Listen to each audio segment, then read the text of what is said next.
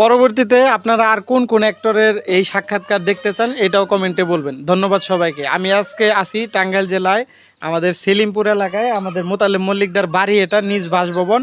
তো এখান থেকে এই ভিডিওটা আজকে চিত্রায়ন করলাম।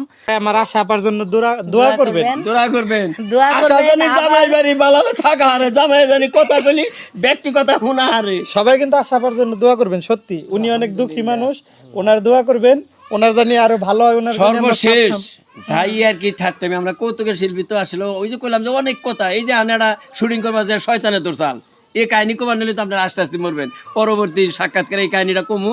শুটিং করবা যে আমরা আগে তো বুম দিয়ে শুটিং করতাম বাঁশ বাঁধে, এই বুমের বাঁশ কাটবার গেছিলাম, এই বাঁশের মধ্যে শয়তান আসাল কিভাবে শয়তানের দইরে কিভাবে শাস্তি দিছে আমাকে, এই কাহিনী আমার বাস্তব কথা ভাই, আমি জীবনে কোনদিন আমার এত মিথ্যা কথা কই না। এই কাহিনী পরবর্তী একটা সাক্ষাৎকারে তুলে ধরবো। তো আশা খুবই ভালো ভদ্র একটা মেয়ে, তো ওর জন্য দোয়া করবেন। শুটিং আগে অনেক করতে, এখন করে না, 3-4 বছর ধরে স্বামীর সংসার করে। আমরা দোয়া করি স্বামীর সংসার করুক, কিন্তু স্বামীরে ঠিক রেখে দর্শকের বিনোদন দেওয়ার জন্য একটু মারে থাকুক। হ্যাঁ ঠিক।